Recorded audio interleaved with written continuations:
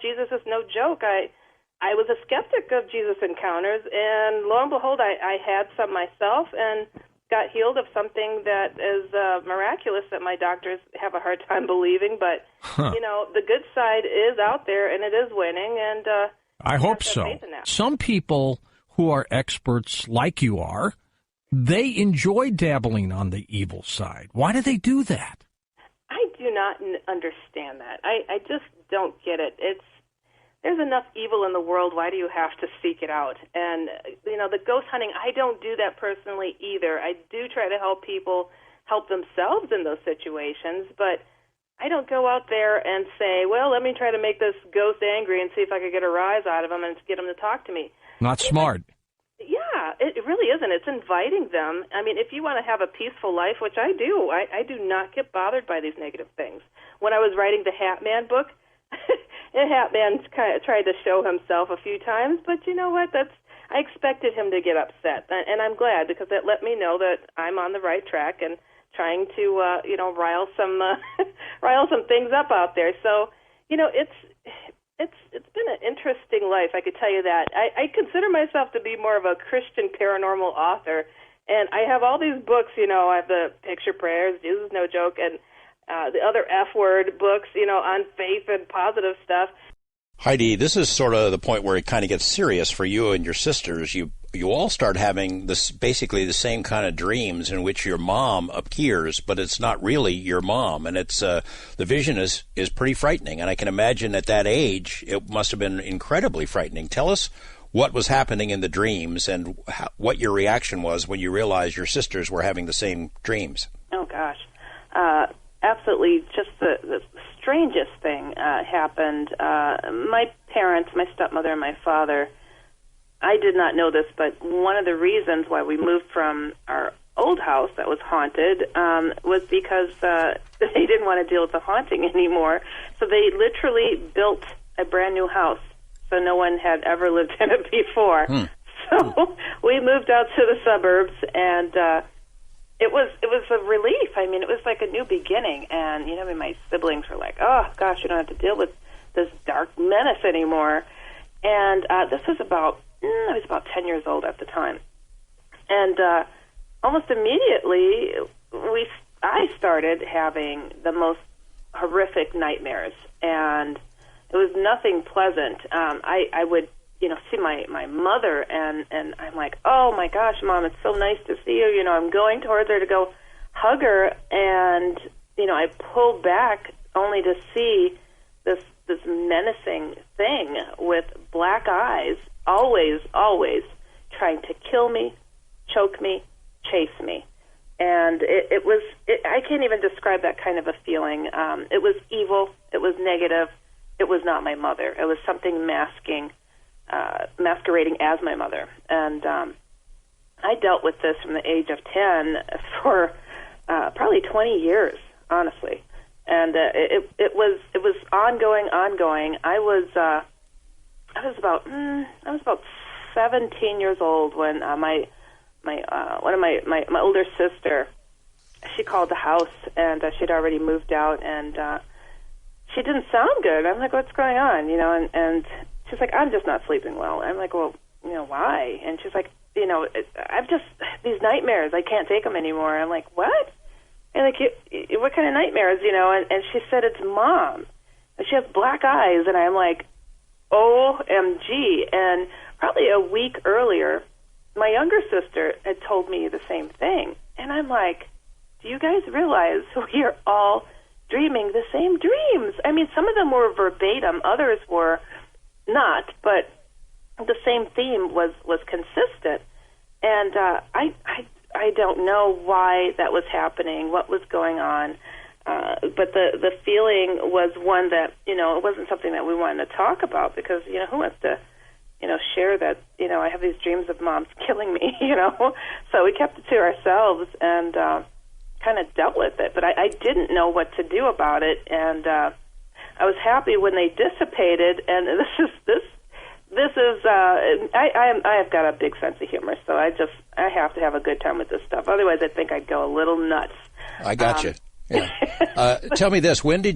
How old were you when you started seeing these shadow people images? I mean, I'm sure that's not what you called them right off the bat, but eventually were to call them. I was about 20, maybe 19, 20 years old when I saw the first one following a friend of mine. I personally did not deal with these things outright in my childhood, thank God. This is so peculiar and so strange. It was broad daylight. I was living down in Iowa for a summer, and my friend, I was staying at her house. I was staying on the second floor in an attic that was partially done.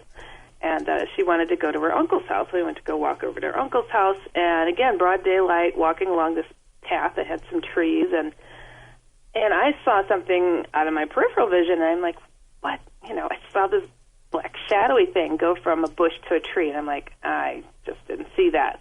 Continue to walk along, and I saw it again, and it seemed to be following us all the way to her uncle's house. And I didn't even know what to think about what it was that I was seeing. So we get to her uncle's house. A little time later, we go to walk back to her house, and the darn thing followed us all the way back. And by that time, when we reached her house, I was like just beside myself. And I'm like, look, I don't know what I'm seeing here, but I just saw the craziest thing following us. And I grabbed a piece of paper, and I drew what I call the head and shoulder shadow person, which is like this big, hulking, wide creature that looks like kind of like a man with its head directly connected to its shoulders.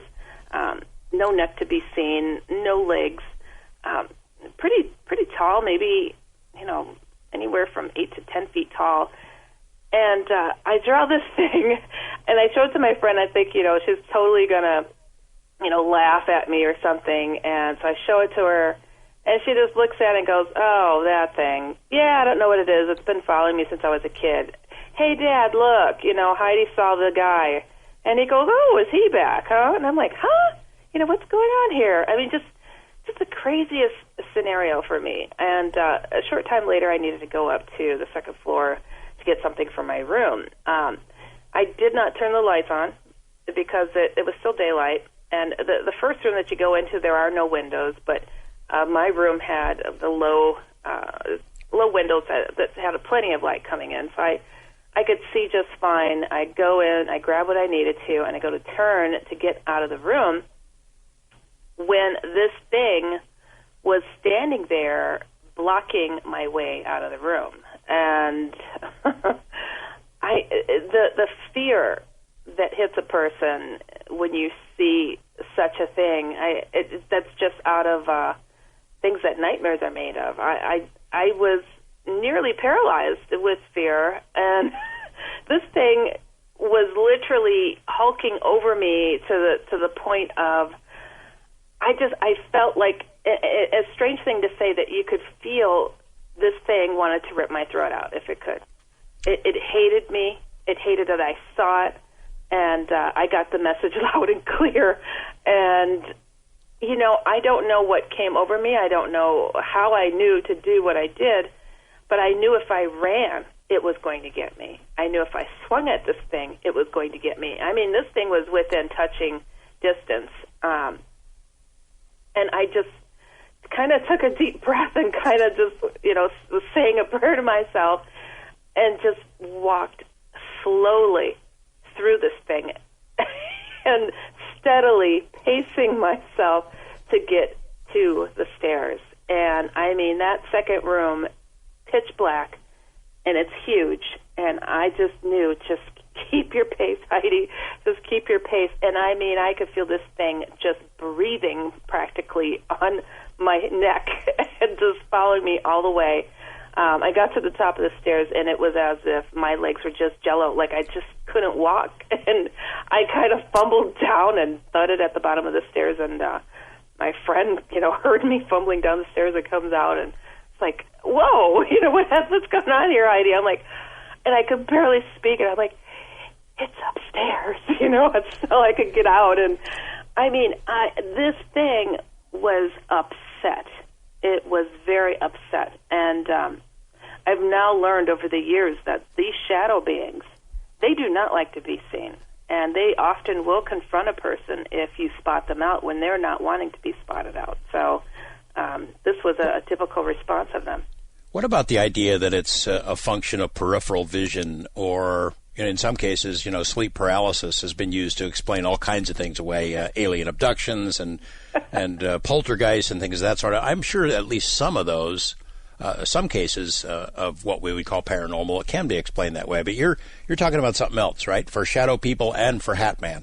Oh gosh, yeah. The naysayers that say sleep paralysis this and sleep paralysis that, I'm like, you'll have a chance to get your turn with these things, because I'm not saying that there's just a possibility you'll experience one of these things at some point. It's a threat that they will come at some point. So the naysayers will change their tune at some point. So I'm not really that concerned about what they say, but these things, they'll come in the daylight. They don't care. They prefer not to. They like to be hidden, because if you can see your enemy coming, you can protect yourself. But no, they come like a thief in the night, most often times, so they can have the upper hand. And it's such a low down, dirty trick of a thing. It's like, look, if you're as big and bad as you're purporting to be, come to me as I am. It's not something that they commonly do unless they feel threatened. I think they're often able to read, a person and what they might do with what it is that they've seen and seeing these creatures. So, but no, sleep paralysis, no way.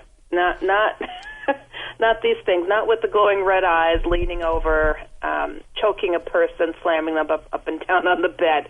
No. What's the first Hatman sighting you had, and what did you think it was? Did you think it was a shadow person the first time you saw it? Same thing? Oddly enough, George, I didn't experience seeing him personally until I started writing the book. Now, that's he's creepy. Been seen behind me. He's been seen around me. He's been seen by family and friends, coworkers, you name it.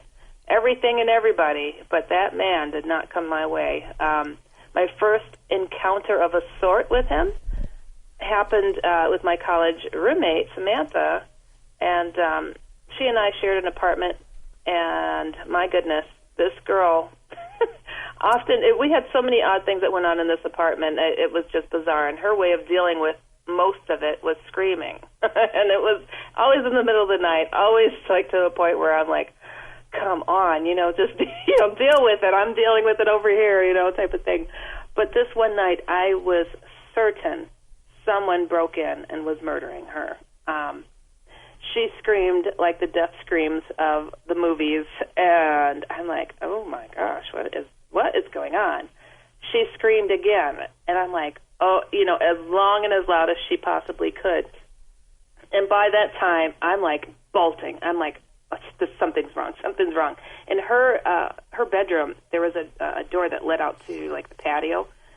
So I was like, somebody might have got in there. I don't know. So I run to her room. I bust open the door. I'm like, panting. I'm like, what? What's going on? And I mean, she is just pushed into the furthest corner that she possibly can be in, and crouched, and she's pointing, and she's going, the man. I'm like, what man? I'm running around. I'm like, oh my God, I'm making sure the door is locked. I'm like looking at the windows. I'm like, everything's secured. I'm like, well, where'd he go? And she's just like, no.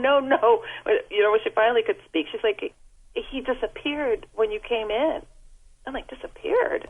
I'm like, oh, that's bizarre, and she was a great artist, and she went on to draw what this man looked like, and she drew a three-piece suit, goatee on his, a very pointed chin. He wore a trench coat, and he also had a gold chain watch on his hip and a flat gaucho hat, kind of like Zorro's hat. And I believe he had the black solid eyes that she saw.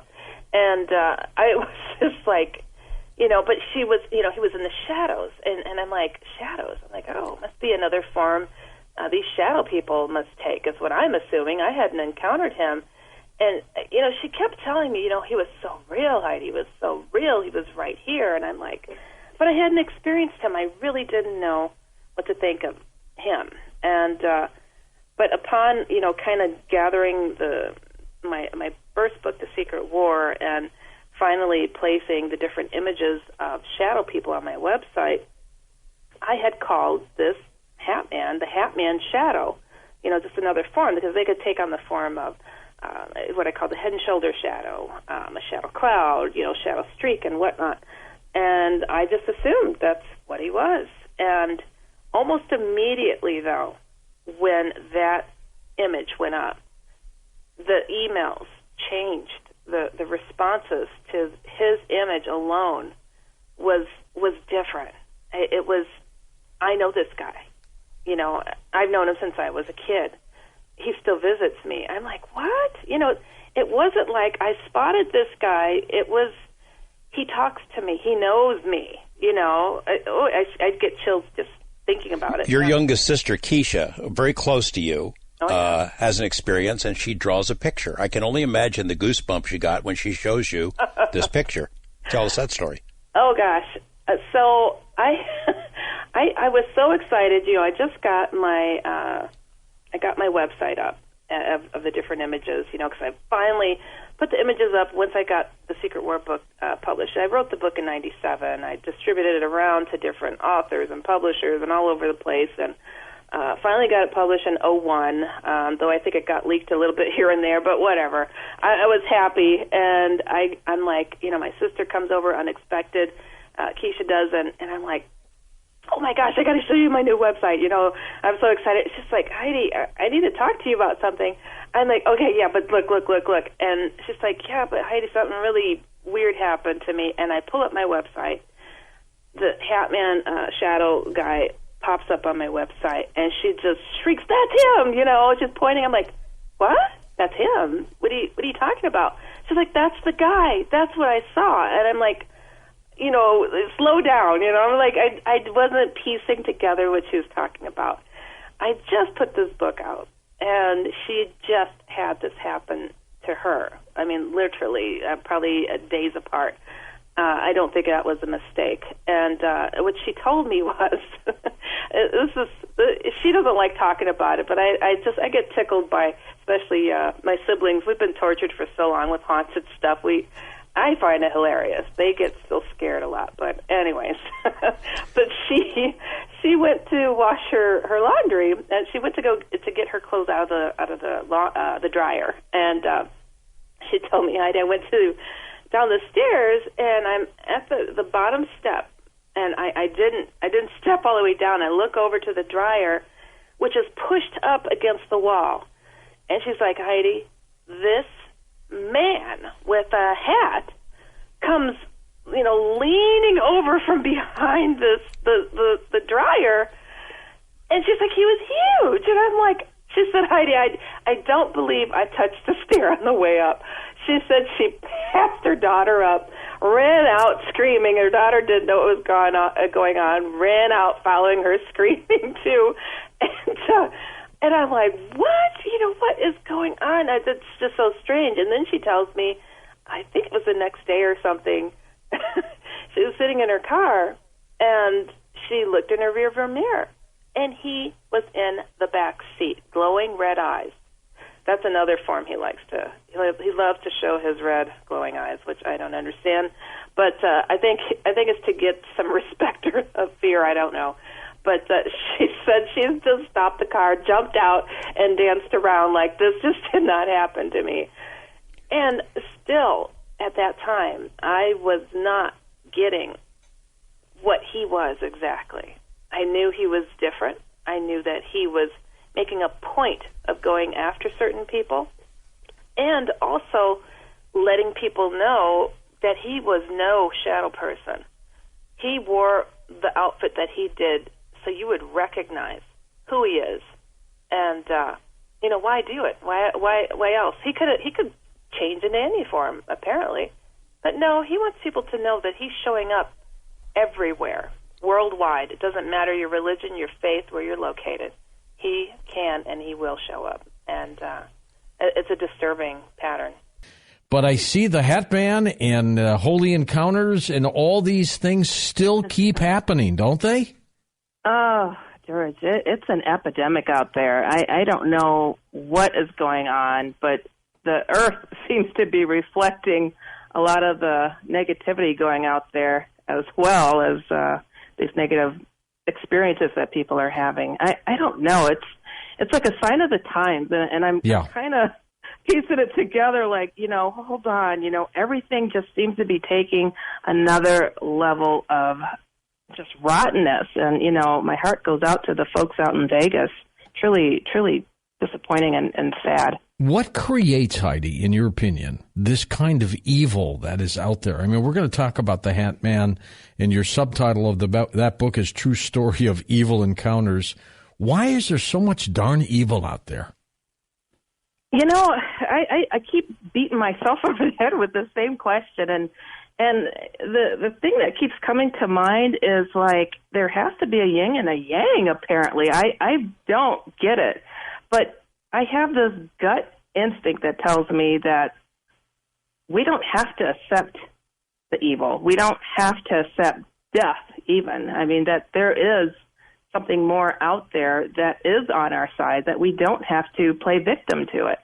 When you have talked about holy encounters before, exactly what do you mean by that?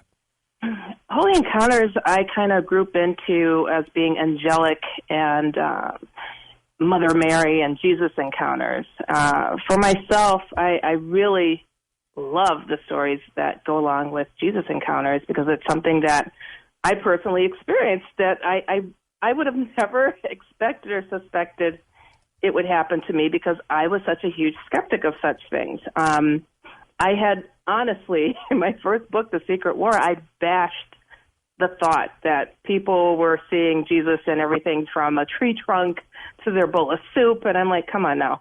I'd seen some strange things and some beings that I might classify as being angelic even, but I knew it wasn't Jesus. I'm like, I think people were totally mistaken what they were witnessing as Jesus, just because of the white robe thing. But I really didn't believe in that, and I took really great pride in picking on my friends who made an effort to go to church. I mean, I believed in God.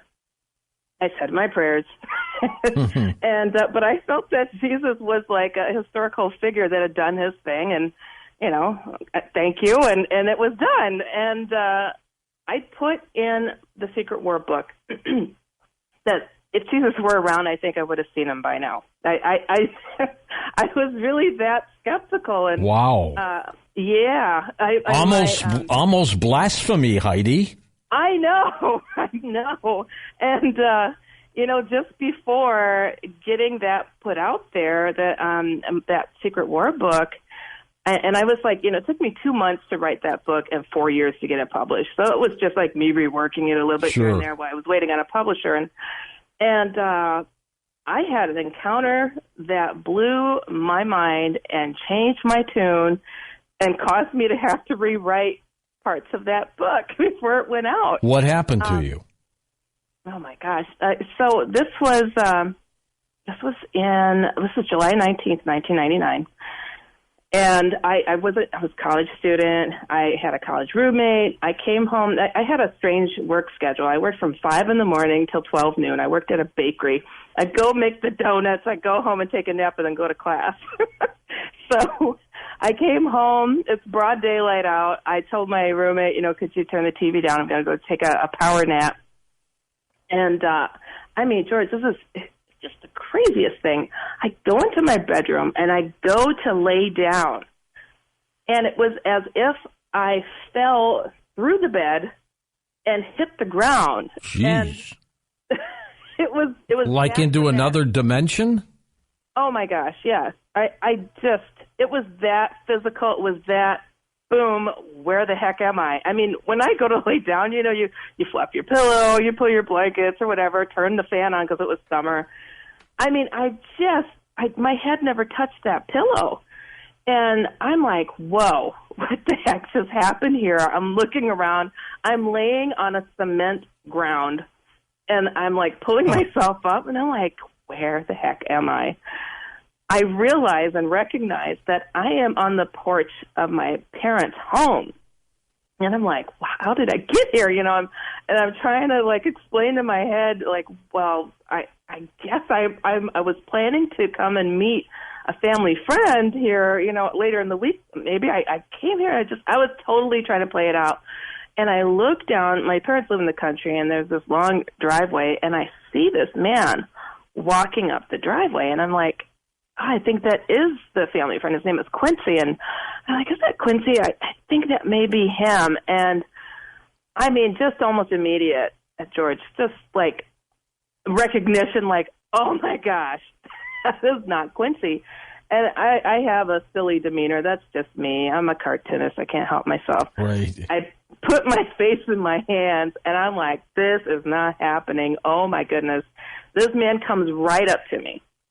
And with the most friendliest voice, as if he was going to talk about the weather, he's like, hello. I'm like, hello. I still have my face in my hands. And he said, do you know who I am? If you knew who I was, you would not hesitate to say it. And I just like started to pull my hands away from my face, and I'm stuttering. And I'm like, well, you're Jesus. And I don't speak Spanish. I don't know why I called him Jesus. And he said, yes, I am. And when I looked... Did he look like the pictures we've seen depicted on paintings? It kind of. I mean, I did not get to see his face. His robes were a little off-white, and I could see shoulder-length hair, but literally, like, sunlight was behind his head. The robes covered his face? No, not the robes, but the sun was, like, behind his head, and it shadowed his face tremendously. Yeah, and I'm looking up, and I'm like, this is really happening. And he started talking. It was just so much about his life and what he aimed to do and how so much more needed to be done. And I am still me going, holy crap, this is going on. I'm touching the cement. You said that? You said that to Jesus, just like that? In my head. Oh. In my head. Well, he could read your mind. You know that. Yes, actually, because he called me out on it, essentially. By the way, Heidi, this is a family show, So I know. I'm keeping it clean. Right. But, I'm just, just in a state of shock. And I'm, like, totally not paying attention to everything he's telling me because I am just not understanding how I got there, why he's there. And I guess he noticed, like, I wasn't paying attention, and he got silent. And that's when I pulled my attention. First off, I should say, I remember exclaiming in my head, like, why is the ground so close to me?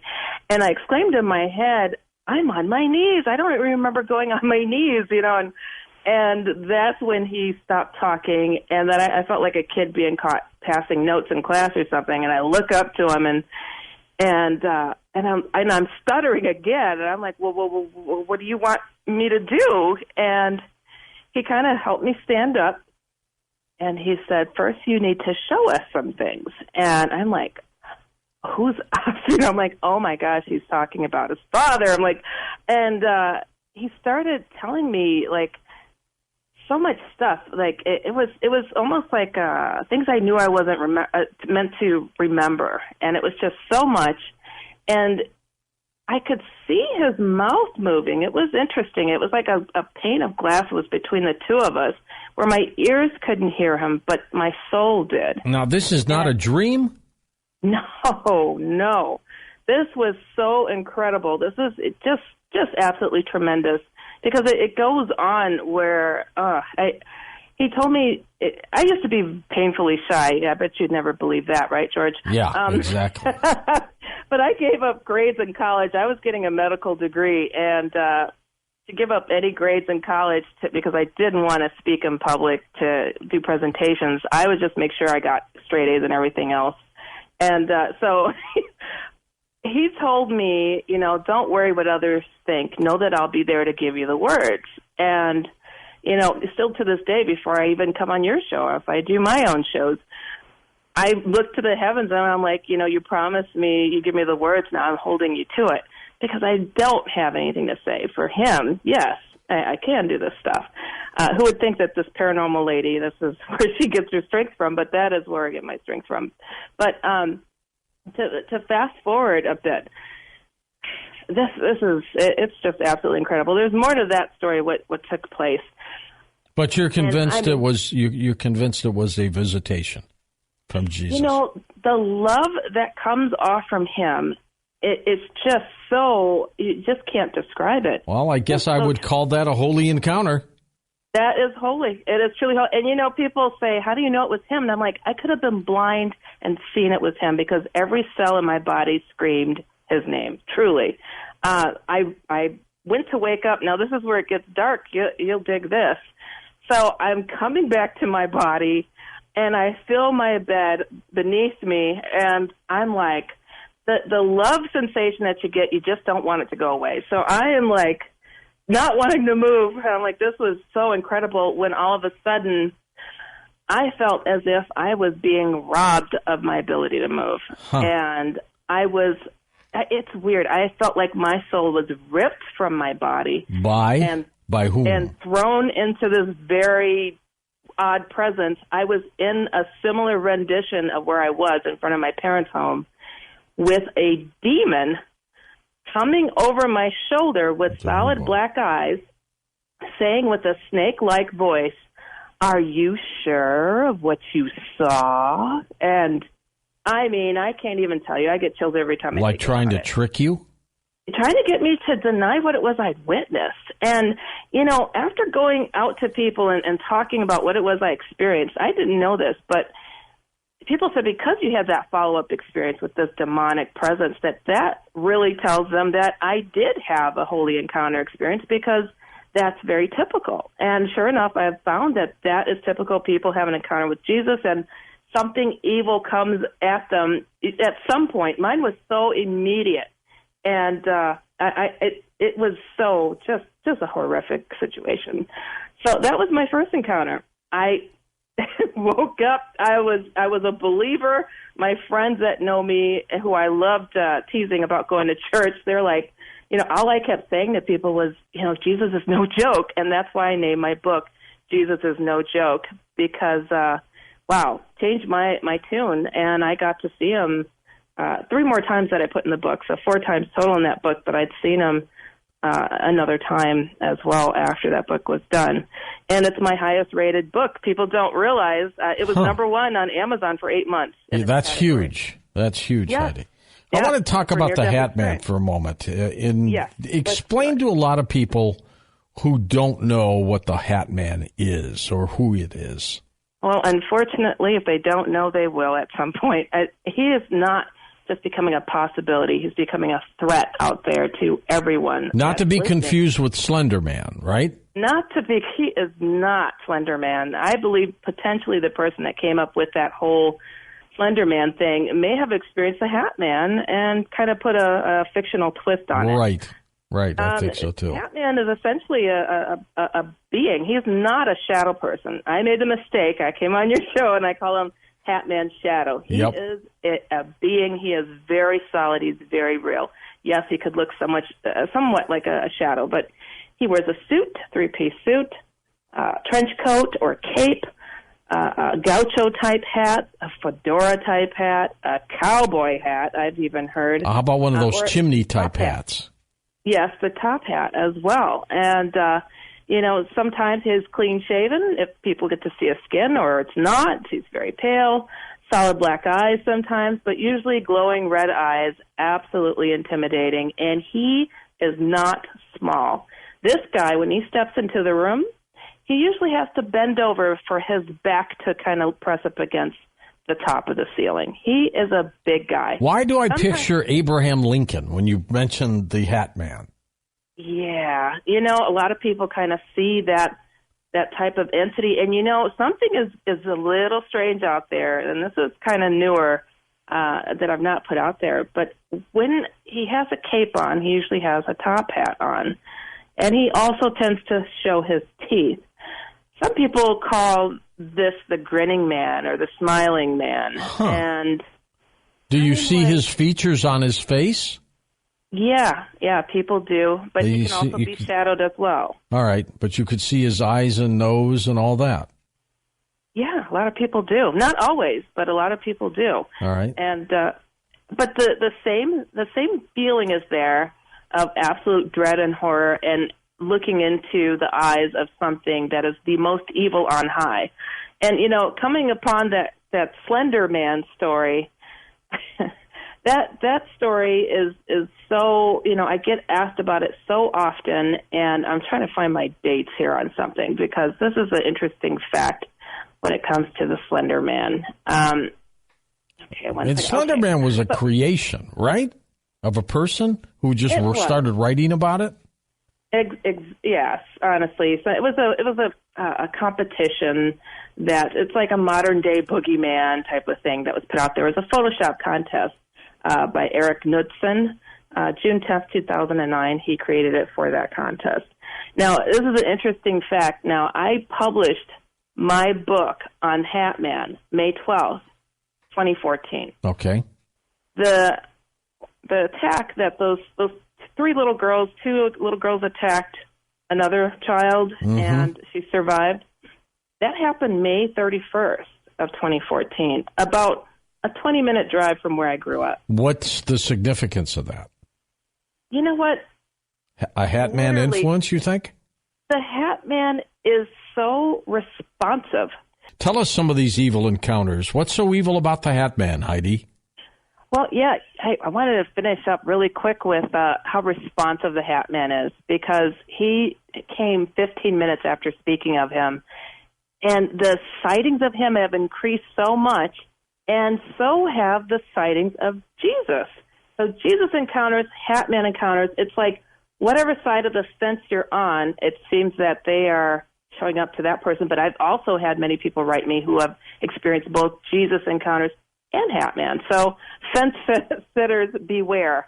As far as some of the more interesting stories, you'll find this one pretty cool. I had a lady write me telling me how she had personally experienced the Hatman many times for many years, and it was something that was just a part of her life. And this is pretty common, actually.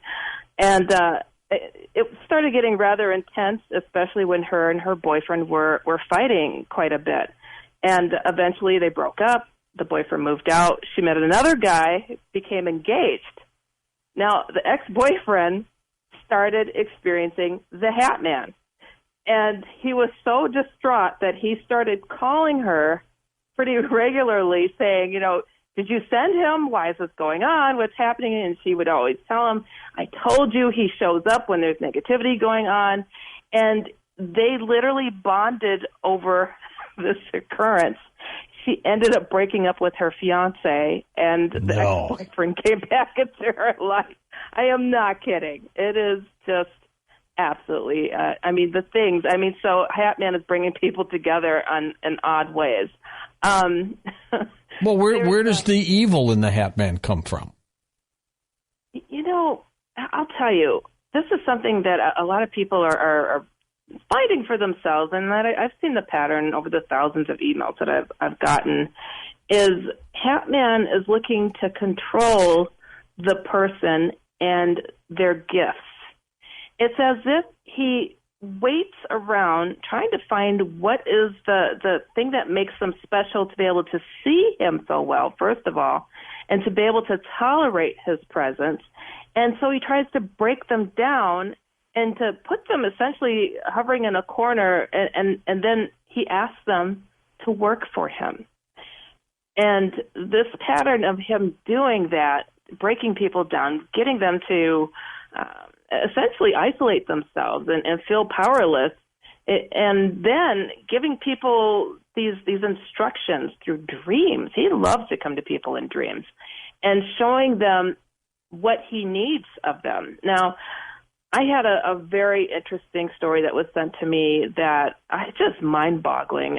This gentleman was in his basement, and all of a sudden, and Hatman loves to do this, he comes and he shows up out of nowhere, big and tall, and he's like, what on earth, and who is this man? And Hatman drew his attention to his wall and pointed at the wall.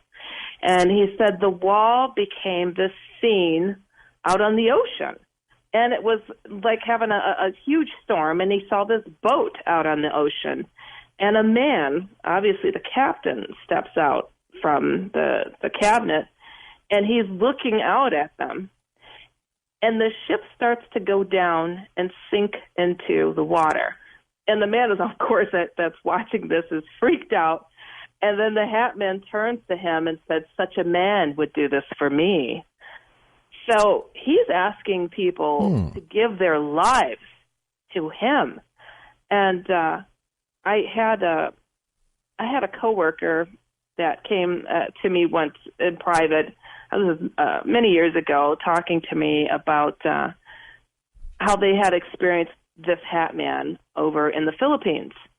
And I'm like, well, and this is another very common thing that a lot of people may not often hear. Him being around instances of death. She knew her father was dying.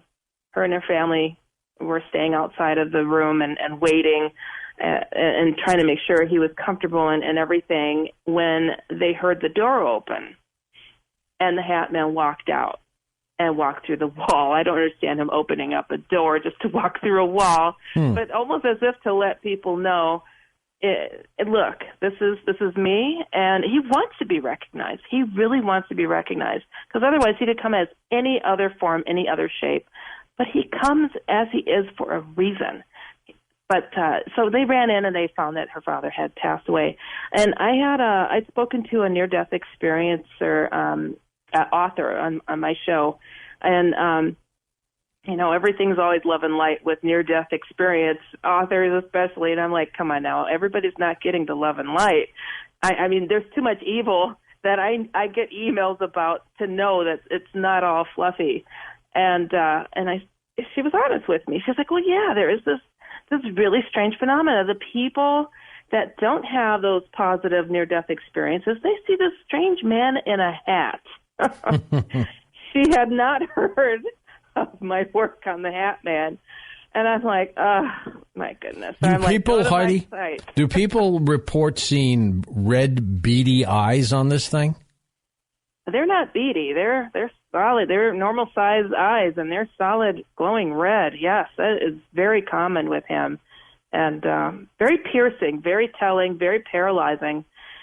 And, this is strange. So I used to attribute Hatman to being, I don't know, like he didn't want to get his suit wrinkled or something. He would send in his baddies, his thugs, to rough people up generally. Who were they? Were they other hat people?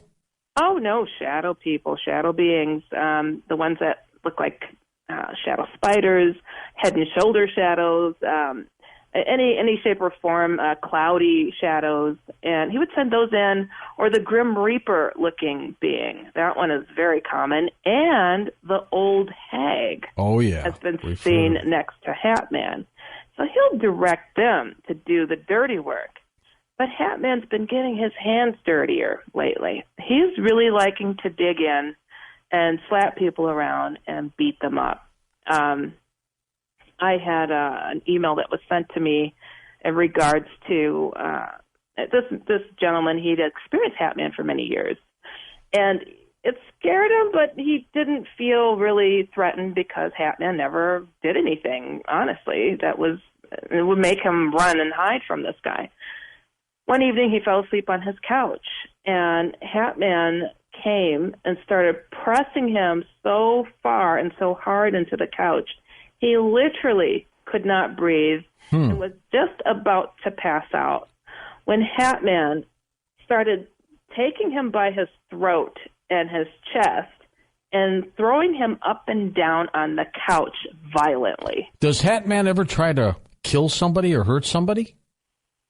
I believe so. I can't recall if I'd shared this one story where if he doesn't try to harm someone or have one of his baddies or thugs do it, he'll encourage a person to kill themselves.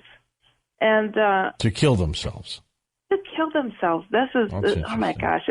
I'm a therapist, and I had a student working under me, and the whispers. Oh, that's a lady that writes the odd books, and and see, you've been coined already, right? Yeah, it's whatever. I have a good time with this stuff, and she's like, "What kinds of books?" And I said, "Oh, and these odd things." And I mentioned Hatman, and she turned ghost white. And she said, I've never told anybody this. She said, I was about 3 years old. I saw the outlet, and there was a fork laying on the floor. I looked at the fork. I looked at the outlet. And I knew my mom said never to put anything in those things.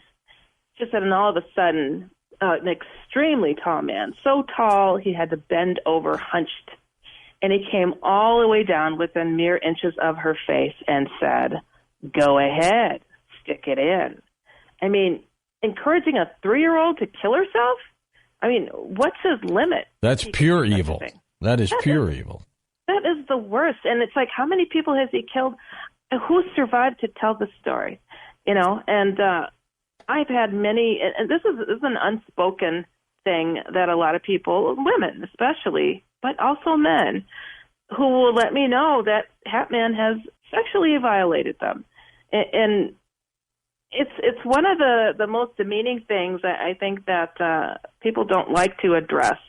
And I understand they'll try to focus on this, or that, but they kind of hint to him getting a little bit too close and too personal. And in your opinion, what is the Hatman? Is it an entity? It's not physical? So where does it come from? Where does it hail from? That's the thing. He is very physical. He is seen in broad daylight walking. Like a person?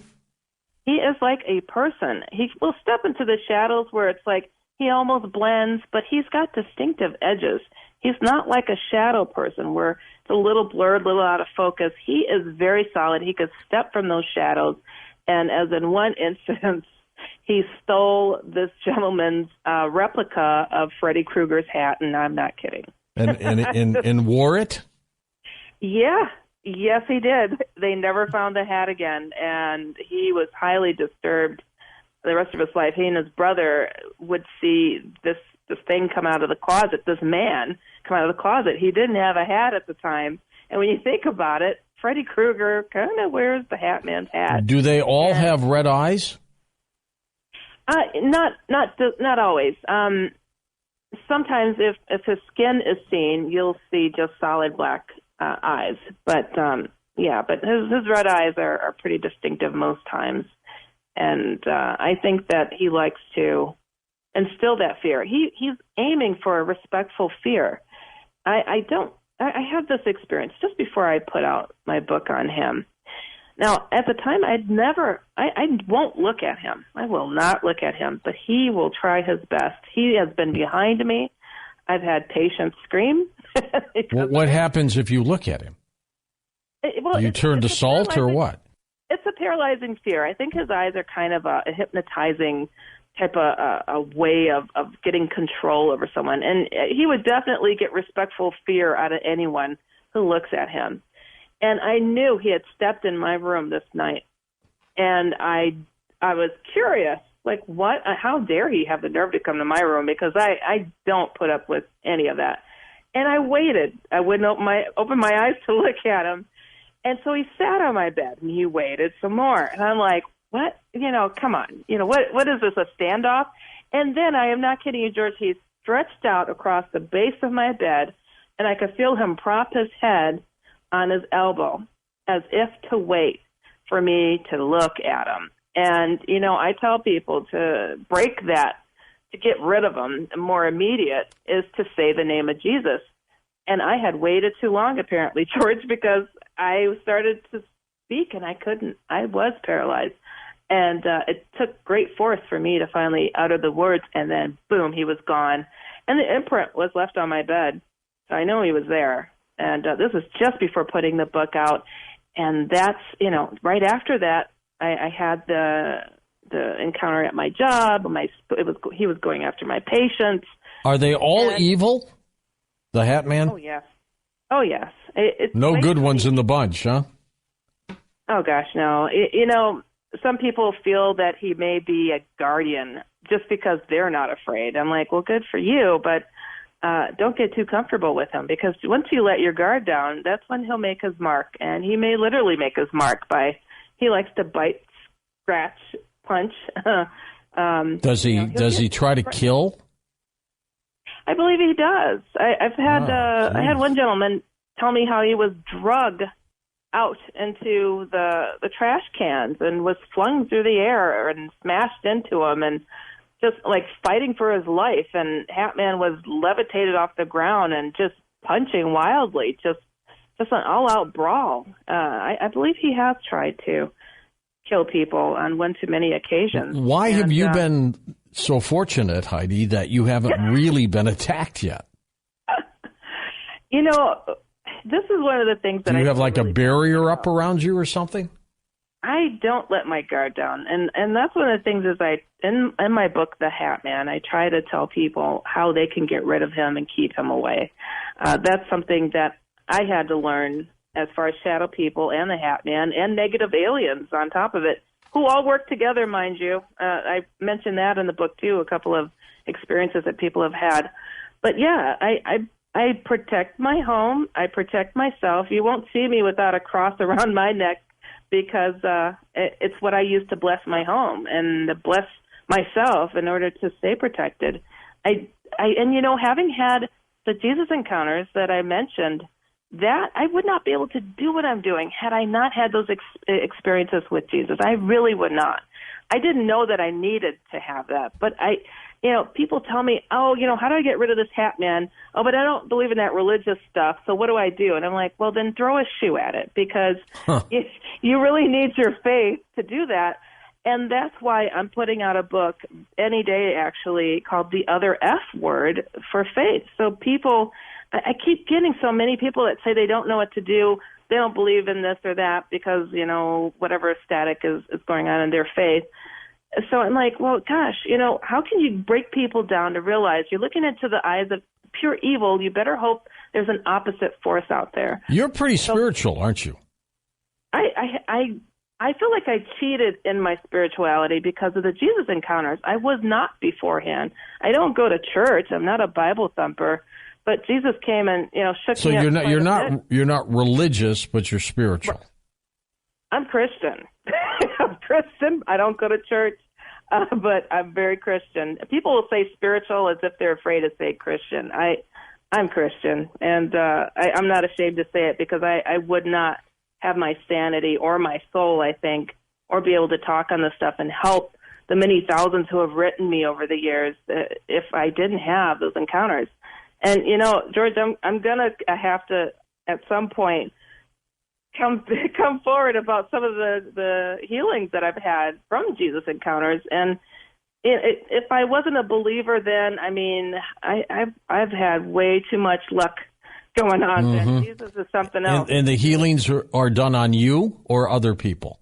On myself. It'll be another book. I'll save it for then. Give some of the folks that aren't familiar with, first of all, shadow people, a definition of what we're talking about.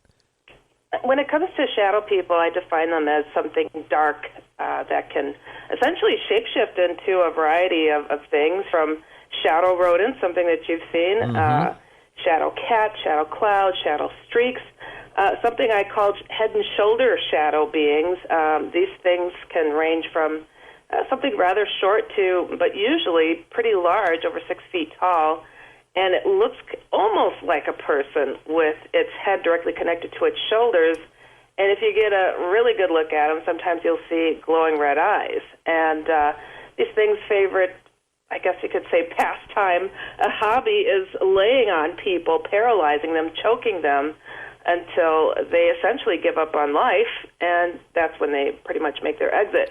A lot of people will refer to it as sleep paralysis. I don't buy into that people are hallucinating these things, because way too many people in way too many countries around the globe are experiencing those beings in particular. And then of course, there's the Hatman, mm-hmm.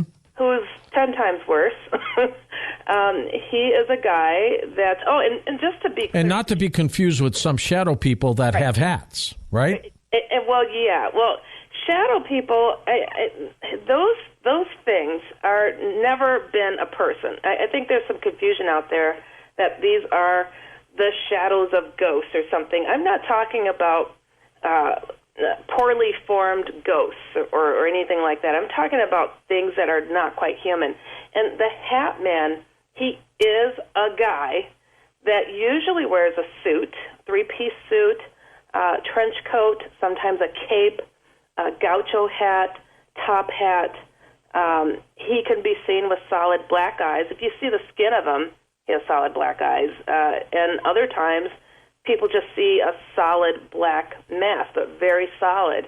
And God forbid, if you see his eyes, when you see them black solid, they're usually glowing red. So really gross, really disgusting. And if he dares smile, it usually goes from ear to ear like the Joker. It is something you'll never forget. Very jagged, very much like the clown It. Yeah, exactly. That's how they describe him. And the same kind of fear. Like when you watch that movie and you imagine being one of the characters in the film, it's like, it's that kind of reaction that most people get. I do get a handful of people, but very few, who don't feel any fear, so they think, well, maybe he's okay. And like, then invite him over to your house, but no thank you for myself. But yeah, he's sometimes people have seen him with a watch on his hip. The old hag is seen with him. Huh. Do they get dimension and shape from the Hatman? Oh, yeah, totally. Like, he is a solid something or other, a person almost, but with such evil intentions, there's no mistaking his presence. Now, is he more evil than a shadow person? Oh, yes. He is known to be quite chatty for some people. Sometimes he just likes to growl or mutter your name, but it's really a deep guttural voice. He directs shadow people. Only a few times have I ever gotten emails that describe there being more than one Hatman, but there generally seems to be one central Hatman if there are other shadow beings seen with him. So sometimes people, because when I first came out with the topic of the Hatman, I call him the Hatman Shadow, and because I thought, oh, he was just another form that these shadow people took, but this guy took on a whole other life of his own, and was found to be directing shadow beings, these shadow clouds, shadow cats, whatever, and the old hag, and this Grim Reaper-looking like creature that pops up pretty often, actually, as of late. And I mean, just very typical Grim Reaper with the bony fingers, a sickle sometimes in his hands. And, something that's really interesting that's been coming up with the Hatman lately, this is just so bizarre, because usually he's seen with his hands in his pocket.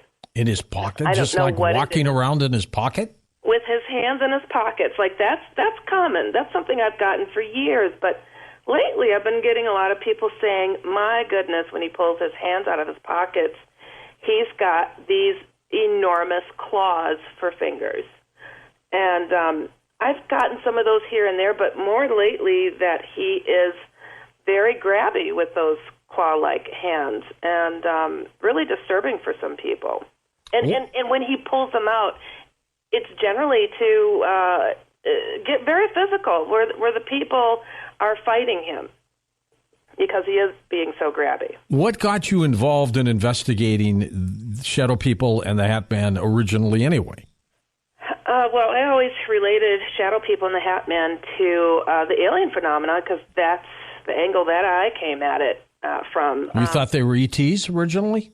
Well, I was experiencing aliens in my apartment, my shared apartment with my college roommate, and we would see these kind of see-through, like, gray beings. I'd never felt like I was abducted. I'd seen a lot of UFOs, and one night I had quite a few grays that came at me, and I never was paralyzed. I got up. I'm like walking around like I thought I was invaded by 4-year-olds until I got a good look at them. It was just the strangest thing. And essentially the next day, my place became flooded with shadow beings. And I had seen them once before when they were following a friend of mine, maybe 2 years prior or so. And I was really amazed to see this thing in broad daylight, a big black shadowy mass. It was this head and shoulder kind of shadow. And by the way, you could spot that the different types that I'm referring to on my website, HeidiHollis.com, and just click on the Shadow People tab. And this thing was following myself and my friend, and I'm like just beside myself, and I draw this picture, and I'm like, I don't know what I just saw, but I saw this thing following us, and I thought she was going to laugh at me, and she takes a look at it and just goes, oh, that guy. Oh, man, I can't believe this. I'm like, what? What are you talking about? And she goes to her dad, look, Heidi's seen him too. And her dad goes, is he back? And I'm like, slow down. What are you talking about? And they're like, we don't know. This thing has been like hovering in her room and harassing her since she was a kid. And the dad had walked in on it many times when she was screaming in the middle of the night. So here's this thing that I'd spotted, and it confronted me at that time too. After I mentioned it to my friend, I was staying at her family's house, and I go to my room, and this big, it's probably, 10 feet tall, it's huge, just hulking over me like it wanted to kill me because I spoke of it. Like, these shadow beings in particular really don't like to be found out.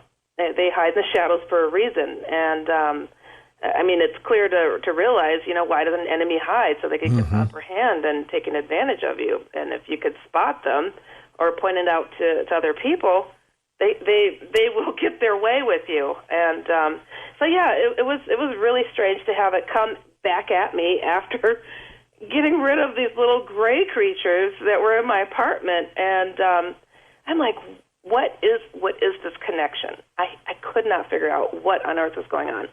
And in looking through everything that I could find as far as the paranormal or UFOs are concerned, I couldn't find anything on this topic. And I had described, I belonged to a UFO and alien abductee group. Okay. I had only seen UFOs. I hadn't been abducted. And I honestly thought these little grays, I heard going to these meetings and all these people are talking about being abducted by them. I figured they must have wanted to check me out and came into my apartment. I had no idea why they came at me because I had not experienced them before. So it was really a strange thing. And then to have this whole shadow people thing pop up, and I would describe these creatures to the people at the group, and I just started calling them shadow people because it kind of defined to me what they kind of look like people, and they were shadowy, and that was just something that stuck. So my looking into what I was experiencing, there was nothing out there, and I'm like, well, I felt it was important to put word out there, especially after some of my encounters with myself and my college roommate changed to involve a positive, benevolent, I guess you could say, alien being that indicated to us that these shadow beings were a nuisance to more than just this planet, that they are darkness. You could call them whatever you want. They're kind of related to what has been spoken of for centuries in the Bible and religious texts as being demonic. But they referred to them as being something that was not from here and taking over different species and whatnot is what they do. Who conjures them up, Heidi? Do we conjure them up or do they just pop up on their own? We can attract them. We really can. Crack open your Ouija board, sit there and play with some tarot. They love that stuff. Anything negative, essentially, they like to feed upon illness, or they cause these problems, too. A lot of people will move into a place, and they're like, gosh, we kept arguing every day, didn't know what was going on, and then we started seeing this shadowy thing whisking by whenever we started arguing, and it was like, it was inciting the negativity. It was feeding off the negativity. It was creating and feeding at the same time. And I have personally found that behind most hauntings, there seems to be a shadow being lingering about. And it's actually something I wrote about when I wrote my first book on shadow people in '97 called The Secret War. And it's just so crazy to think, here I was a college student putting this thing out, and I'm like, I put it out in hopes it could help open up some eyes, but I had no idea after joining you on this show that the momentum of experiences. When I came on your show, I had no idea others had experienced it at that time. And I have been slammed with thousands of emails from around the globe ever since. Thanks to you, George. Heidi, what about the Slender Man? Where does he fit into the scheme here? Oh, wow. Slender Man, he is something else. That is, I learned that Eric Knudsen, the creator of the fictional character Slender Man, he was inspired by these reports of what I named the Hatman. Uh-huh. And I'm like, yeah, it looks very similar. And the tentacles, I speak of shadow spiders. My number one encounters that I personally had were shadow spiders. And here comes this fictional character of this Hatman with tentacles coming out of him. And I'm like, gosh, it looks a whole lot like the Hatman. And the feel and how he goes after kids and all of that. And 2 weeks after I put out my book on the Hatman, like I'd never personally had a Hatman encounter until I was just about to put that book out. He came at me personally in my own place, I'm a practicing therapist, came at one of my patients twice in front of a group of other therapists, and I'm like, wow, he's taking this really personal. I'm putting this book out there that this guy's showing up. And 2 weeks after I put out that book, The Hatman, probably within a 15-minute drive or so from my family's home and where all my family generally lives in Wisconsin, is where those little girls attacked their friend in the name of Oh, Slender that's Man. right. That's right. And I took it as a nod, like right in my neighborhood, really, just to show his power. Because I believe that those little girls, that one of them said that she had seen, like she was convinced by the other girl that he was real because she had seen him when she was little, quote, little. And I'm like, I bet she saw the Hatman. I mean, how else? And if these little girls had experienced anything like that, where would they go? Creepypasta, because that's popular with kids, and go, there he is, that's the guy. So I really think that it's a Hatman that people have been seeing, and I know that my friend Nick Redford, that he'd written a book on Slender Man and how people are actually conjuring this up, and it's become a thing now. And I'm like, Hatman is very tricky. The devil is known to be very tricky. Demons are known to be very tricky. So he might be playing upon it a little bit to confuse people out there, but I really think it's him. I really do. What does that tell you about what's going on with these demons and the evil that's associated with this stuff? Oh, my God. It's getting so bad out there, George. This is why I put in so much of my time and effort into this. I could sit back and be comfortable as a therapist and never worry about a thing. But this is really, it's scary. It is really scary. The efforts that are being put into what people are experiencing with the Hatman in particular. Like, 99% of my emails are about him, not just basic shadow people. Oh, no, the boss is rolling in all the time now. He is on a mission, and he's stepping it up and getting quite active, very, very physical, very physical. And the emails that I've gotten more recently, I mean, wrestling with this guy, wrestling with him. I mean, wide awake two people in a room fighting him. I mean, wow, how desperate does he have to be? And I think that that's a sign of the times, that the time is short. He can't hide in the shadows. And Hatman likes to be recognized, and he likes the fear that people give to him. Shadow people, they'll see that you see them, and they may actually run you over or charge at you because they want to essentially shut you up. But Hatman will sit there and wait till you wake up, get a good look at him, and smile and laugh at you. And he wants to be recognized. He wears the same outfits for a reason, to let people know, I'm everywhere. I am the guy that you fear the most. So really, really something. Has anybody ever been hurt by a shadow person? Oh, I believe so. I've had people that have physically punched at these things, been scratched back, bitten, choked into near unconsciousness. I mean, I haven't heard from the people that didn't survive it because they're on the other side, sadly. But it's gotten to be something to be weary of, and I'm I'm less weary of shadow people. I'm more afraid if a Hatman is coming around and visiting you. Oh, yeah. But and again, though, how do we distinguish the difference between a shadow person who may have a hat on and the hat person? Well, if he's got a hat on, more than likely it is the Hatman. Okay, all right. That's where you're coming from then. Yes, yeah. If it's got a hat on, and now Hatman doesn't always wear a hat either, but he's distinctly a guy. But I have heard of these more shadowy, less definitive-looking things that have a hat on. I'm like, it's probably Hatman. He just wasn't fully developed. But he'll step out of the shadows and be very solid and in your face. Heidi, some of the reports of the shadow person, he's been in kind of like an 1800s garb, that kind of clothes. Do you pick that up? I do. I get a lot of that. But also this, he changes it. He'll wear a bowler's hat sometimes, or I've even heard of a shorter, like, top hat.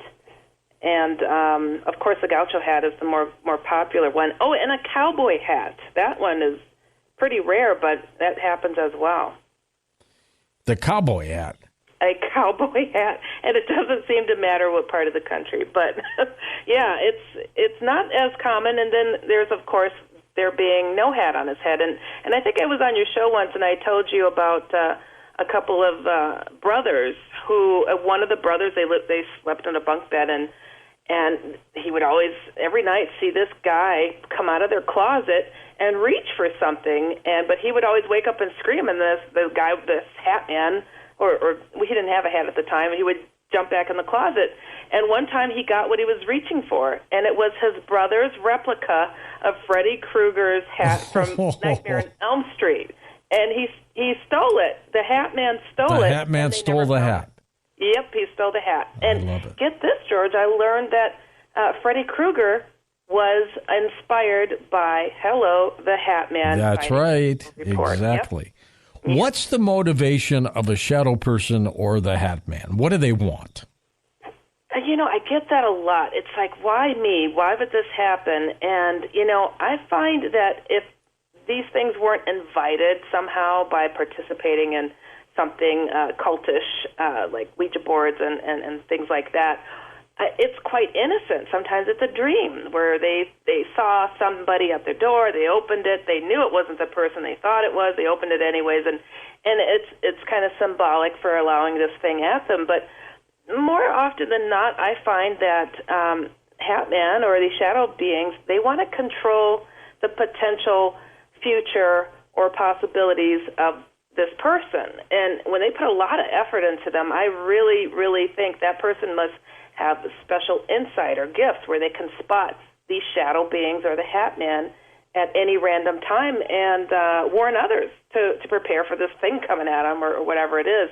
But also the feeding upon these people and recruiting them to do their bidding. It sounds so cliche. It's like, oh, the devil made me do it, pulling my strings. Oh. But he really does. He really does try to do that. Oh my gosh, I get so many of, this guy was whispering in my ear to kill somebody or kill myself and how to do it. And I mean, just horrible things. So it's just, it's the old-fashioned demonic thing, take over to add you to their army of minions to do their bidding. It's so, it seems so basic, but it's really horrific if you're the one that's in the sights of these things. Technologically speaking, a lot of people will see the shadow person, for example, as a shadow, but isn't their room dark? It's nighttime. How do you see a shadow when your room's dark? Yet people are seeing that. Yeah, they say darker than dark. When you open up your eyes at night and they adjust and you can kind of make out something, a little moonlight helps. A little light, maybe a night light or something. But I grew up in the country. The moonlight, I could see with that. But yeah, the people, like, say, open your eyes and you see one corner of the room, you feel somebody staring at you from it, and it's really dark. And then they see that real darkness move. Then they know something's up. And it could be the shadow spiders, shadow clouds, or Hatman sitting in it. But usually Hatman he doesn't mind if you get a good look, like I mentioned before. So he might step out of those shadows and really freak you out. Interesting take. This is, yeah, you really. And, this new book that I put out, because I'm a cartoonist on top of it all. I did a comic of you and Tom. And I kept getting a lot of people saying, okay, so I've got these shadow people, or the Hatman is coming in my house all the time. I don't know what to do. And I would tell them, this is how you would clear your home and how you should bless it and whatnot, and make sure you get everything. And it was hard to explain it all the time. So being a cartoonist, I'm like, let me do a visual. And so I did this comic, picture book, and essentially showing how to go about blessing your home, and made it fun, made it comical and whatnot. And it's short, it's sweet, it's cheap. It's a few bucks, just so people have that on hand as a reference. And I've had a lot of good feedback in regards to it. And I have the background coming from a Christian faith background, and I find that more often in this country, especially, most people here are of the Christian faith or Catholic, and even if they look away from the faith, they may have started out with it. And I get a lot of folks that tell me, well, I don't get into that religious stuff, but anyways, the devil showed up. What do I do? And I'm like, okay, guys, what were you raised as? And it's like, well, Catholic. I'm like, okay, can you lean on your faith for a minute? You're you would think looking at something so absolutely evil that it would convince you there has to be an opposing force called God or something, and know that and trust that, and use that knowledge to bless your home and protect yourself, because these things are betting on you not to rely upon that. And those people who do recall, in the moment of experiencing the most gut-wrenching experience they could ever imagine, having the Hatman or these shadow people coming at them, to throw their faith at them and say a prayer or say in Jesus' name, get out of here, and to use that and know it and own it. And even those that have dropped their faith many years ago, they are having success in blessing their home in the way that I put in this book. And it's really sad, so many people are like, I'm non-religious, or I'm a recovering Catholic, and I'm like, well, recover faster and get back to it, But they're spiritual still, right? Spiritual, they'll say spiritual, and I'm like, what does that mean? Own it. Where are you? Because you really need it now, and don't be shy to say, yeah, I believe in Jesus, okay? Why be ashamed? Why be afraid? I find that a lot of people are hesitant to say that. Well, I think you could say that and still be spiritual, don't you? I'm sorry, what's that? I think you can say what you just said about Jesus and still be spiritual. You don't have to be religious to do right, that. Exactly. That's exactly what I was trying to get at, too, because I don't go to church, but I know where my faith lies. It's in the Christian faith, so I'm spiritually motivated. And you believe in God. Oh, yeah, for sure. And it's nothing to be ashamed of. They treat it like it's science fiction these days or something, or something. A character in South Park is Jesus now, or Family Guy. And I'm like, no, he's really, it's really real. And I wrote that book, Jesus is No Joke. I was a big skeptic of Jesus coming around in this day and age. And, I wrote it in my first book, The Secret War, essentially bashing the idea that Jesus shows up. And here I had several encounters, and I had to write a book about it. So it's like, I'm the type of person, it's like I just can't keep it to myself if I know it to be true, and just be as painfully honest as I possibly can, and hope that people get the point. So, Heidi, let's talk about my sighting years ago of those shadow rodents that were going across the street in line. They looked like armadillos with antennas. They were weird little things, each one maybe 8 to 10 inches long, but shadows, in line, going right across the road, just off they went into their own little world. What were they? You were the first to tell me about them, and then one of my good friends experienced, she thought somehow, like I live in Chicago, that a city mouse or rat got into her place and ran into this closet, and she cornered it and blocked everything in and was terrified to open it, and I came over and opened it. There's nothing there. She's like, wow, I can't believe this. She's like, and she described something that looked very similar to what you said. I think that is a possibility that it could definitely have been another form that these shadow beings took, because I've seen one that looked just like a cat and mimicked my cat. I had a black cat and totally mimicked the cat. So they do it to fool us and to pull our attention and to pull into that. It's really bizarre, but you know what? I got to tell you, George, just last week, I can't remember when I had a Hatman dream, honestly. I had one when I was a kid many, many years ago. I think I was 10 years old, and I had one last week. And I was having a regular dream. Was it frightening? I'm sorry? Was it frightening? No. It's so crazy. Like, I had such confidence, and I was in the middle of having a conversation with somebody in my dream, and literally he pops right up in between the two of us. Like, you know, it was just out of order. Like, and I'm like, really? Right there. I grabbed his hat, George. You grabbed the hat of the hat person? And I shoved him to the ground, and I said, I don't like you, and I never will. Could you feel him? He was so solid. He was so solid. I couldn't. Weird. It was just unbelievable to me how I felt the edge of his hat, and it was like a shorter top hat, and solid black, but absolutely solid, and got the top of his hat, pushed it into his face, and I'm so right-handed, and I did it with my left hand. I remember thinking, that is so weird. Why did I grab him with my left hand?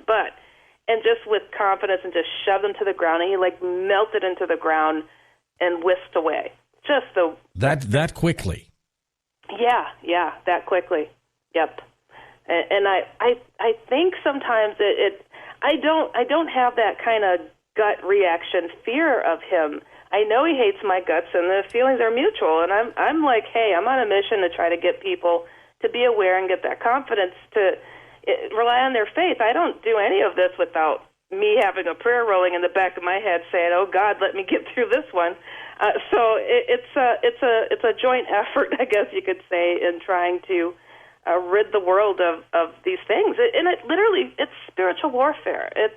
I tell people I'm a Christian author who just so happens to write about these odd things, because I could not do this and be okay without being possessed and harassed by these things for all time, honestly. So if I didn't have the faith that I do. So it's the only way that I can do this stuff.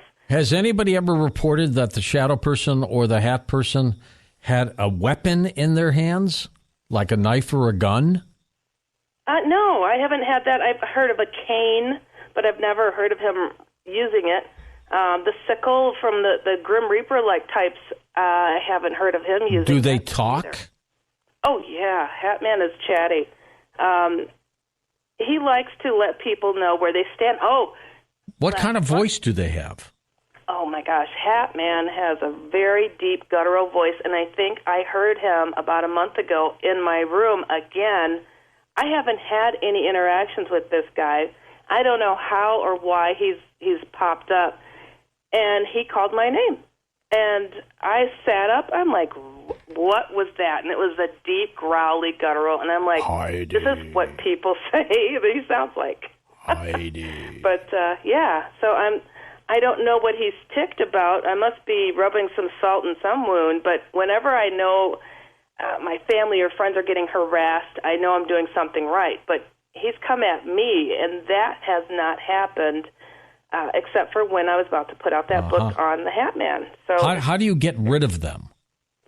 Well, that's what this book is. I see shadow people in the Hatman. It's a methodical blessing that you need to really take part in as well. Is it 100%? Does it work?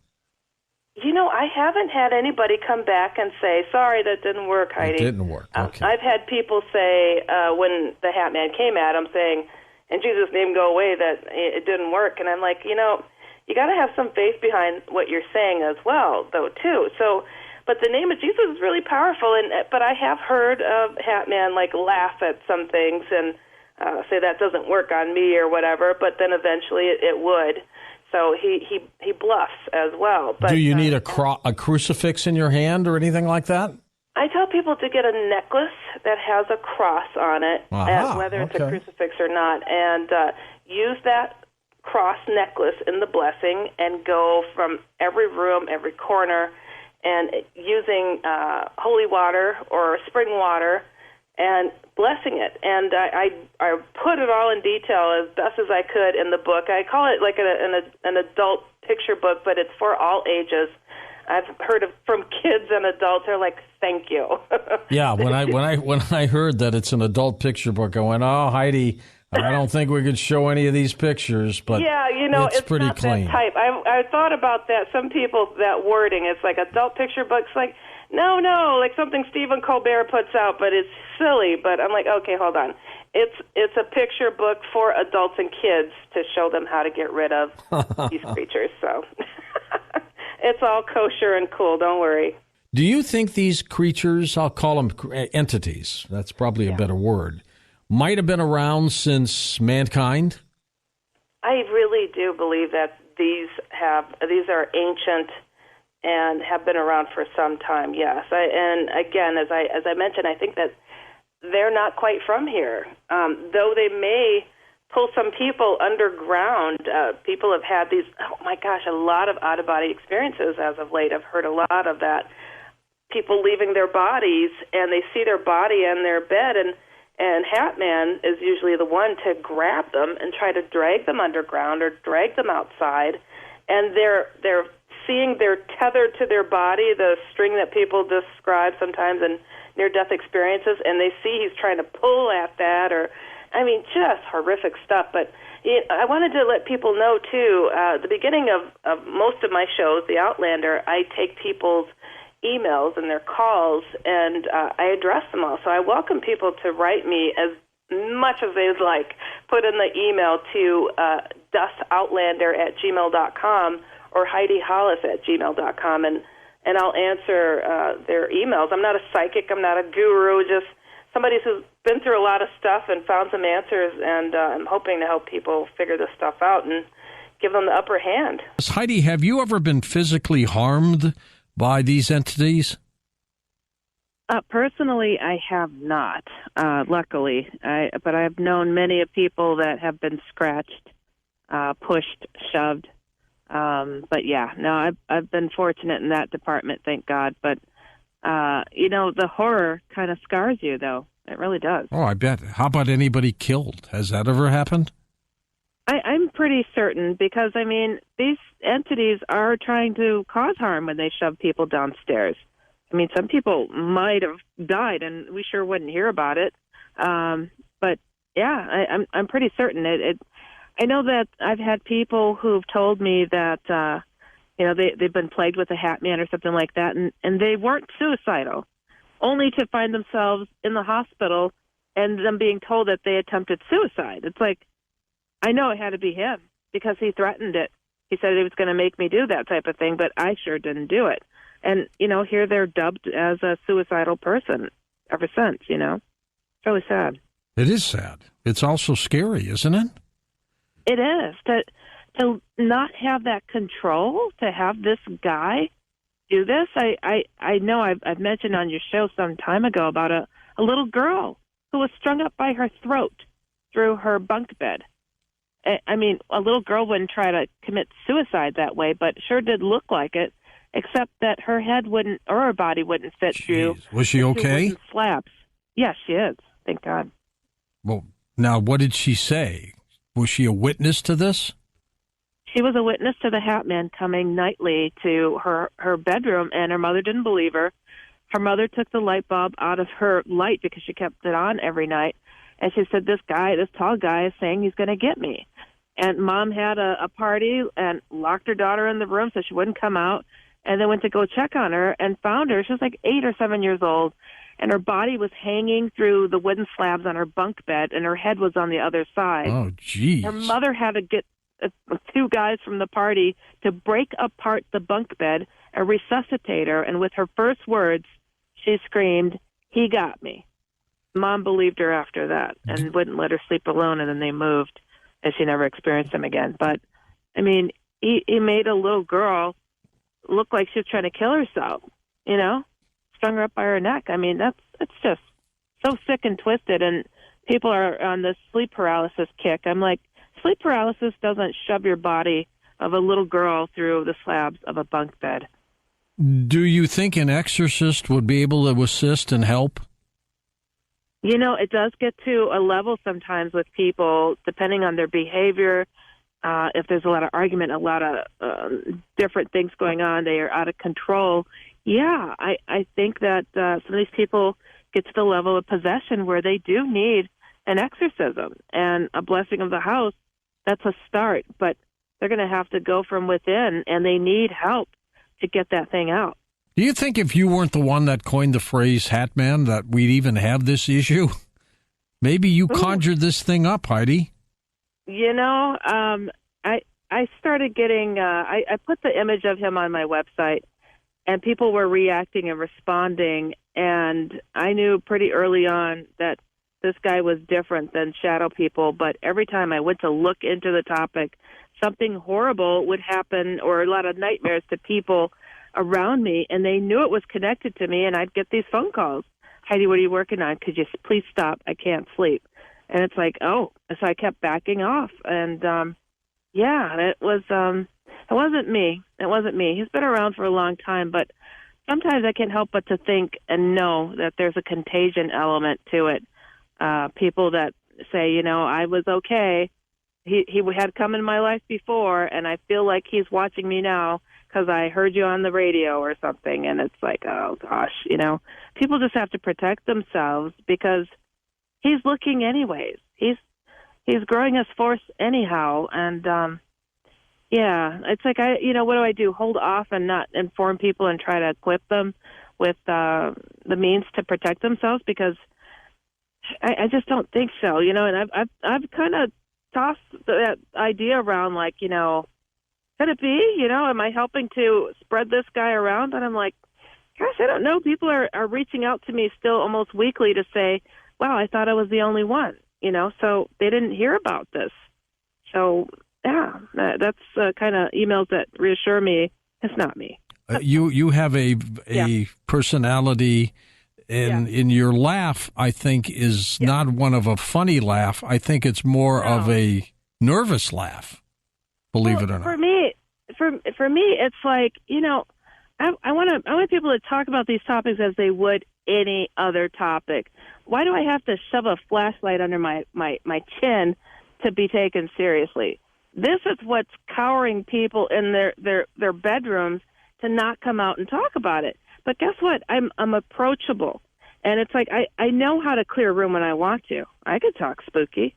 But where does that get me? It doesn't get people to, you know, to come up and want to talk to me. They go away and they sit there with these questions. But, you know, actually I've had people tell me more often than not that they are more believing somebody like myself than that lonely person sitting on the couch saying, and then he came out of the closet. You know, I just have to keep it real. I was raised in a haunted house. I spoke about this stuff with my other 9 siblings. You know, we just kept it casual.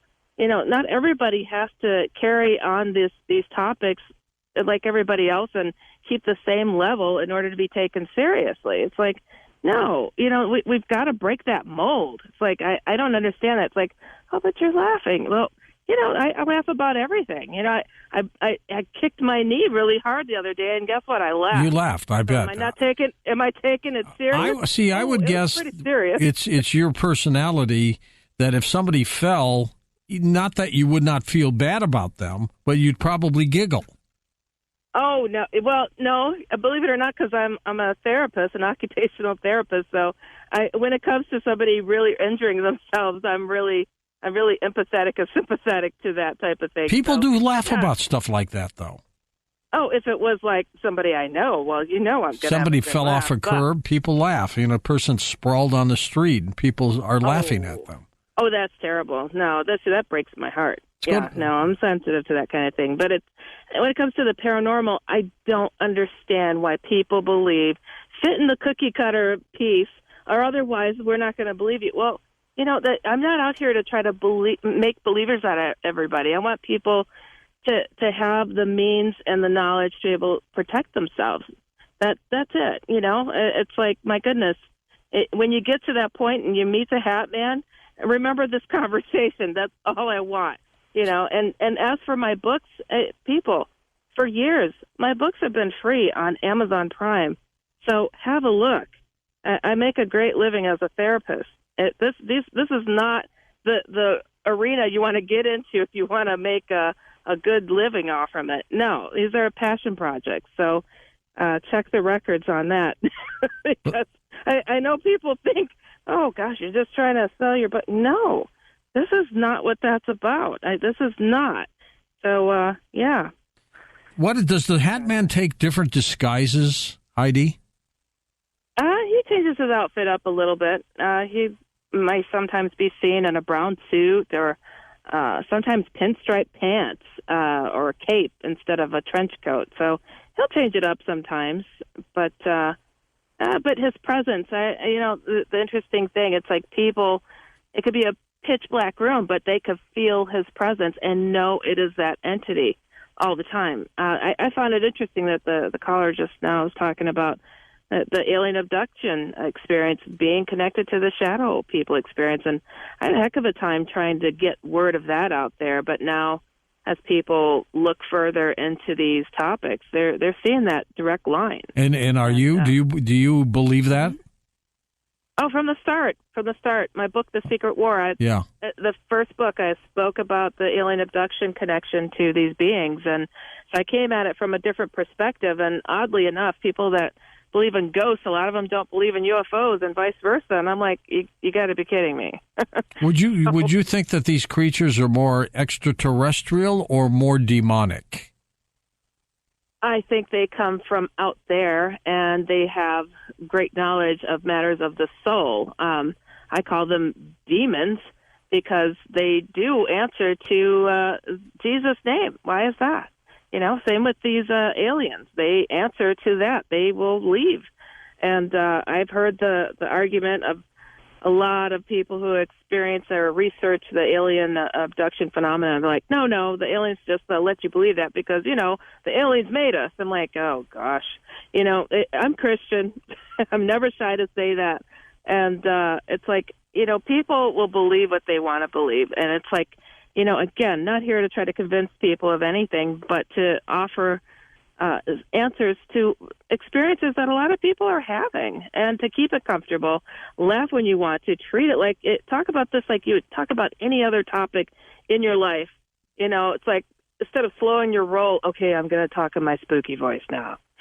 Come on, I can do that, but that's not my personality. And I guess you would rather be confronted by a shadow person than a hat person, huh? You could say that, that's for sure. And you know what? I have to tell you, George, I already got some messages from Freemasons. I don't think they're all evil, okay? My dad was a Freemason. Right. So it's like, it's okay, everybody. But I think there's higher rankings that people are not aware of. And, they need to dig deep. Heidi, how many of us see shadow people out of the side of our eyes? We catch a glimpse of something that we knew or know rushed by, and I think it's a shadow person. I think it is too, oftentimes, and a lot of people are like, "Well, why do I see it in my peripheral vision?" And we have these cones on the side of our vision. That it's very primal, so we see things creeping up on us from our peripheral vision. It's more sensitive to the differences between lights and darks, so that's why we're able to spot things and not always see it head on, especially if it's just a fluctuation between the lights and the dark. So I think that I think a lot of us are keen to picking up on their presence, and because it's getting crowded out there. A lot of people have asked me, have you ever put yourself out there for an exorcism where the Hatman is involved? And I haven't gone to that extent just yet. But, oh, man, would that be interesting to see if he would cough up his actual name instead of toying with people the way that he does, giving them Old Scratch. You know, he'd say his name is Scratch. He's called himself, what is it? I think somebody told me Stanley once. I'm like, come on now. And then the more recent instances have him been calling himself Hatman. So he's not being honest, and he's not being direct about exactly who he is. But I think it would be definitely interesting to be in that situation, to have the right team. Because, again, you know, what makes me leery and weary is this entity really does not like me, and me putting myself out there in the midst of such a thing, I think it could end really badly for me unless I have the right protection around me. So, yeah, I would definitely love that opportunity to, kind of have a face-to-face with this guy. And he is a demon, but he'll say he's the demon of all demons. And by what he says and does, and he is in more than one place at a time. Usually there's only one of him seen, and there could be a room full of shadow beings. And, he'll claim to be the top dog of them all. And from what people tell me, you're asking about their telltale signs of, to say this is a hat being or a hat man. You know, I can't say he falls into a mythological creature, so to speak, like No Reflection and whatnot. But the one distinctive thing, even if he kind of changes up his look, is when people close their eyes, he feels the same. His presence is the same. Even when these recruited people, it feels the same. It's like an extension of Hatman. At what point does Hatman become more violent? You know, people who have, especially women that have had a lot of encounters with him, and he becomes rapey. He will rape women. He's also been known to do it to men, but mostly women. So it's when he gets close enough and a constant presence. Almost like he baits these women. He tries to make them feel secure, and he's a protector. And then he slides into their bed, and he gets to be rapey. It's disturbing. You know, because they work alongside of these so-called aliens that have very demonic qualities as well, it can make you wonder, you know, is this some kind of technological advancement that they're utilizing to get into people's homes? But what is this ability to reach into somebody's chest and rip their soul out? What is that? And why is he threatening to take them to the pits of hell? Why does he smell like sulfur sometimes? Why is he raping? Why is he abusing? Why is he doing all of these horrible things that are such a definitive definition from the Bible to say what evil is, what a demon is? I mean, if he's not fitting the bill, I don't know what is. You think he's the devil, don't you? I sure am leaning towards that. I mean, I wish I had, no one has all the answers, but it's like I sure am leaning towards that he's not lying about that element. And his duty, what he's doing, and pulling people together to follow his cause, to do his job that he feels is his job, to reap souls. I mean, reaping souls. This is what he's telling them to do. What could collecting them? He's collecting them. The clock's got us now. Heidi, thank you again. Always great talking to you. Heidi Hollis, her websites are all linked up at coasttocoastam.com.